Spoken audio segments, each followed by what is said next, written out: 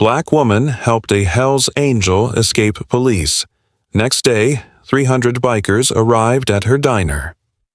It was a stormy night, the kind that makes every sound echo louder than it should. The rain battered against the windows of the lonely roadside diner, blurring the world beyond into streaks of gray. Inside, a black woman stood behind the counter, wiping the same glass again and again, lost in thought. Business had been slow for weeks, and she had grown used to the silence that filled the space. But that night, silence broke with the sudden screech of tires outside. Headlights cut through the rain and the door burst open.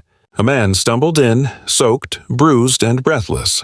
His leather jacket was torn, a faded skull emblem barely visible on the back. He looked like he had been through hell. For a moment she hesitated. Something about him screamed danger, yet there was fear in his eyes, not aggression. Before she could ask who he was, the sound of sirens grew louder.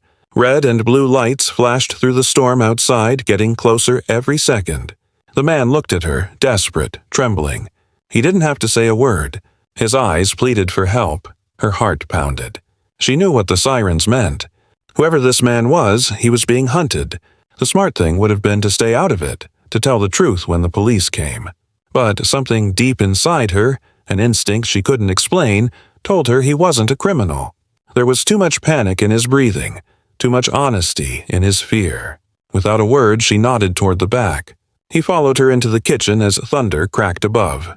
She opened the door to the storage room and told him to hide there. Moments later, the diner door slammed open again, this time with 2 officers stepping in, rain dripping off their coats. They asked if she'd seen a man on a motorcycle, dangerous, possibly armed. She stayed calm, her hands steady, her face unreadable. She told them she had been alone all night, that no one had come in since the storm began. The officers looked around, shining flashlights into every corner. For a few tense seconds, the world seemed to stop. The only sound was the hum of the refrigerator and the steady rhythm of her heartbeat. Finally, one of the officers sighed, thanked her, and left.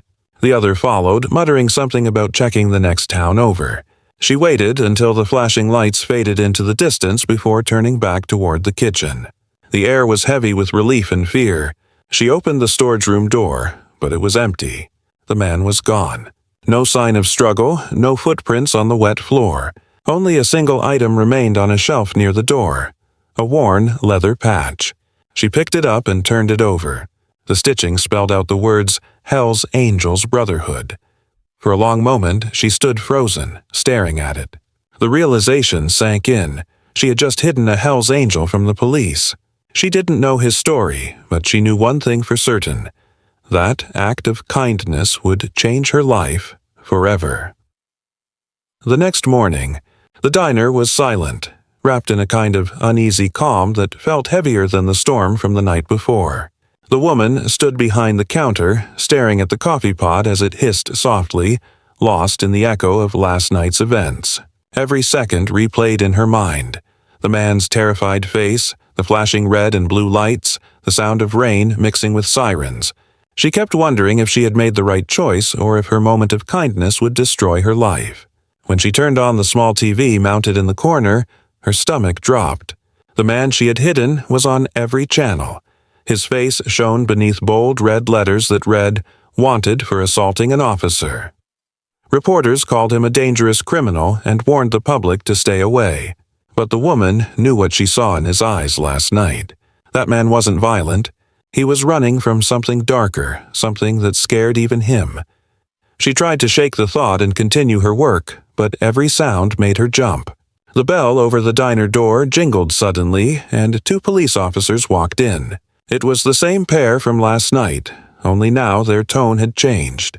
Their polite questions had turned sharp, suspicious, almost accusing. They asked again if she had seen anyone during the storm, if a man on a motorcycle had stopped by, if she knew anything about his whereabouts. Her throat tightened, but she forced herself to stay calm, to speak evenly. She repeated the same lie she told before. No one came in. Business was dead all night. One of the officers looked around slowly, his eyes scanning every booth, every shadow, like he could sense something wasn't right. After what felt like forever, they finally left, though their eyes lingered on her longer than necessary. When the door closed behind them, she exhaled shakily, realizing how close she had been to getting caught. She poured herself a cup of coffee to calm her nerves, but her hands trembled too much to lift it. The guilt was eating at her, but so was curiosity. Who was that man really? What kind of life forced someone to run like that? As she wiped the counter, she noticed something strange outside the diner window. A black motorcycle parked across the street. The engine was off, but it hadn't been there earlier. It stood there like a silent watchman, gleaming in the sunlight that broke through the thinning clouds. She felt her heartbeat quicken. Was it the same bike?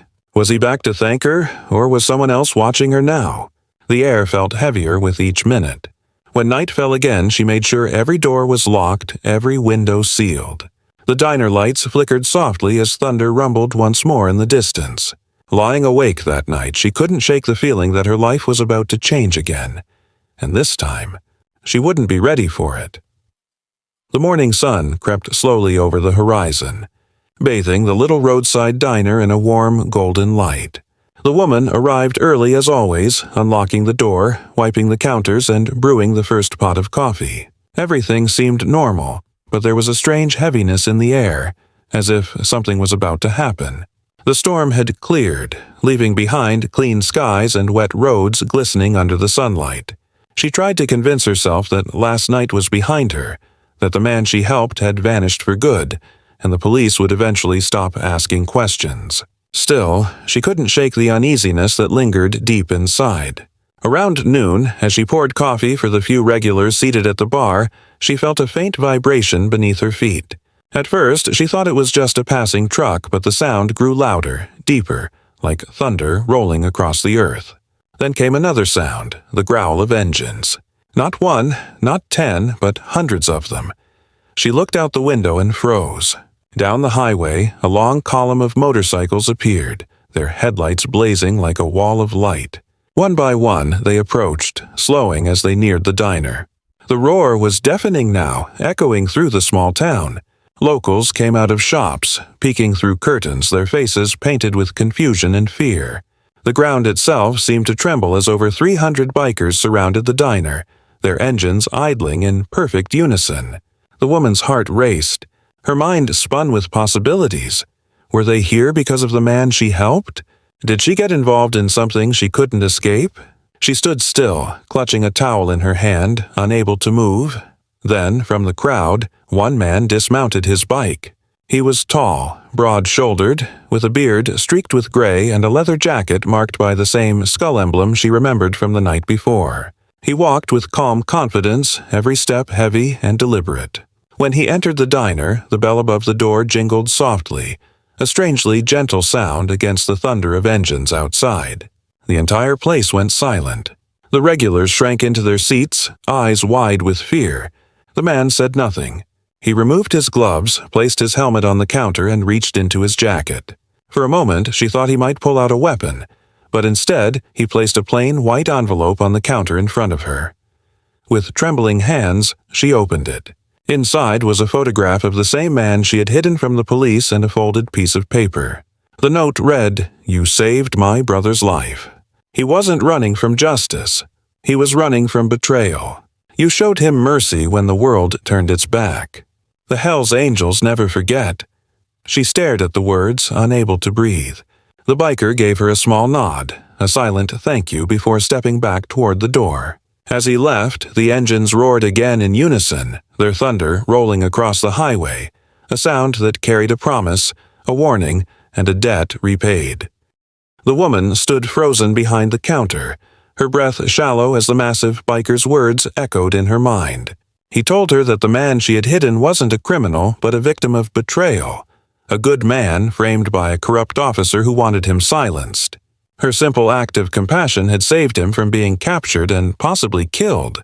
She listened in disbelief as another biker stepped forward, his voice calm but firm, explaining that the brother she helped was now safe, working with a lawyer to expose the officer's corruption.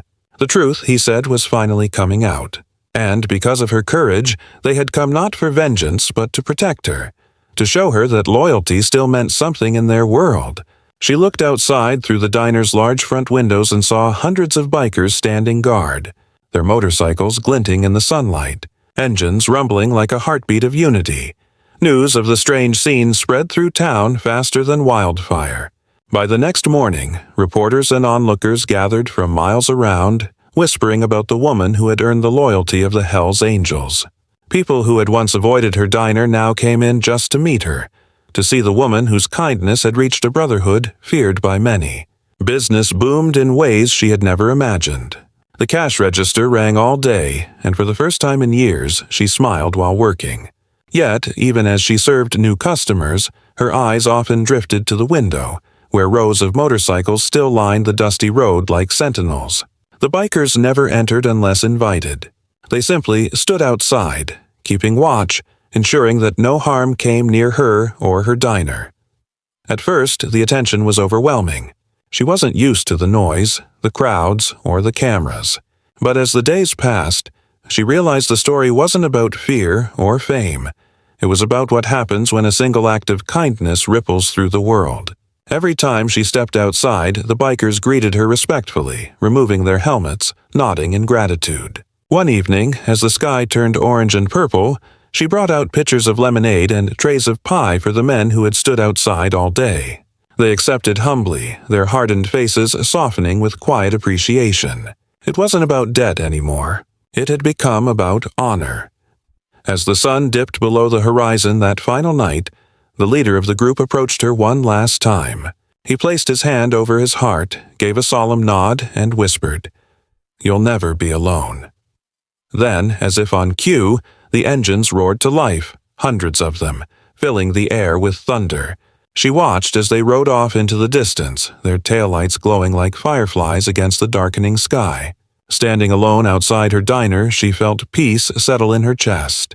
She had risked everything for a stranger, and in return, she had gained something priceless, a promise, a legacy, and a reminder that even in the roughest hearts, there is still room for loyalty and gratitude.